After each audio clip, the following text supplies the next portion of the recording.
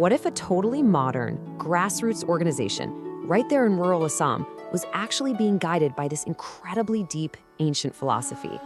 That's exactly the story of Rakta Sanjeevani. And their work, it's like they're creating a blueprint for something timeless, the idea of the complete human. All right, so to really get what makes them tick, we got to start with the end goal, right? What are they actually aiming for? And this isn't some new idea, it's a concept that's been a part of Indian civilization for, well, for centuries. And that goal, that big idea, is something called the Purnamanav, which literally means the complete human. Now, this isn't just about being successful or making a lot of money, no, it's way deeper. It's this vision of total balance. You know, someone who's physically healthy, can stand on their own 2 feet financially, and lives in perfect harmony with the world around them. Think of it like their North Star. It guides every single thing they do. Okay, so becoming this complete human sounds amazing, right? But it's not exactly a walk in the park. See, first, you've got to come to terms with a really fundamental truth, a kind of universal responsibility that, believe it or not, every single one of us is born with. And that responsibility has a name, Runa. It basically translates to debt. And the idea behind it is, well, it's simple, but really, really powerful.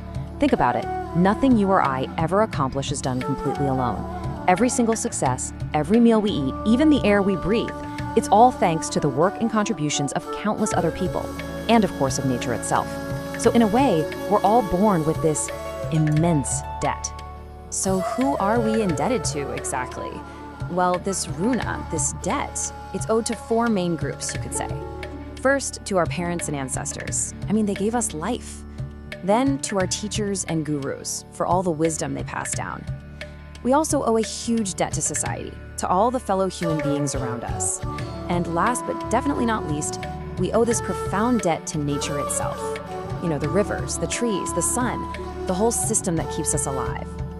Okay, so if we're all walking around with this massive universal debt, what are we supposed to do about it? I mean, how do you even begin to repay something like that? Well, the philosophy doesn't just leave you hanging, it actually lays out a really clear path forward. And it's all about action and duty. That path is called yagna. Now, when you hear that word, you might think of some kind of ancient ritual, right? But it's so much more than that. Think of yagna as a way of life. It's about consciously performing your duties, these acts of service. It's the practical, hands-on, day-to-day way we can start to pay back that runa. And in doing so, we're not just clearing a debt, we're building a positive legacy. And this whole idea of yagna isn't just one big abstract thing. It actually breaks down into different paths of service. For what we're talking about today, we're going to focus on 3 really crucial ones.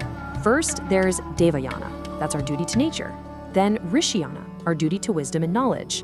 And finally, Narayana, our duty to humanity, to other people. Okay, so we've got the philosophy down, but here's where it gets really cool. This is where the ancient meets the modern.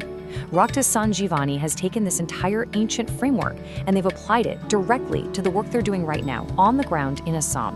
What they're doing is essentially a modern yagya. Let's break it down. First up, Deva Yajna, that duty to nature.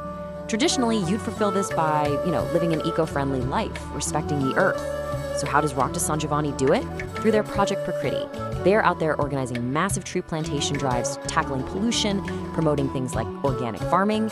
It's not just a nice environmental project, it's a direct, conscious repayment of their debt to nature.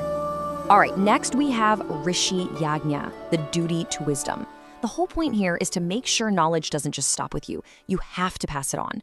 And this is exactly what their Project Urja is all about. They're running youth leadership training, they're providing skill development for local artisans, teaching amazing skills like weaving and bamboo crafts, and they're offering educational support.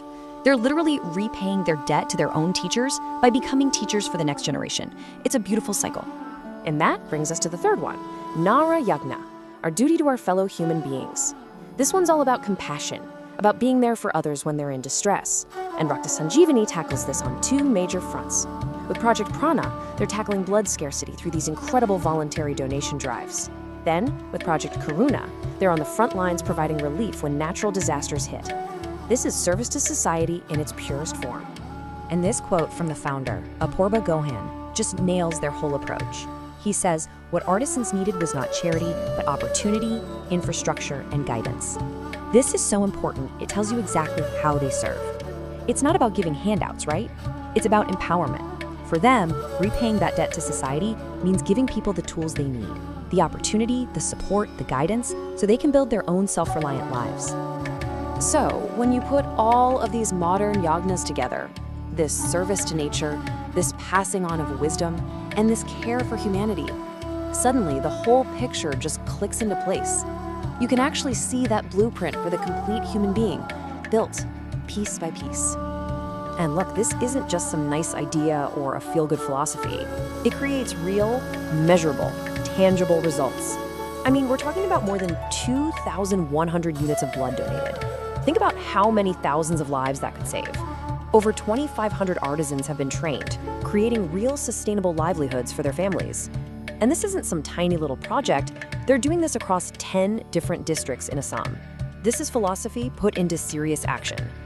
And so it all comes full circle. It all comes back to this one idea.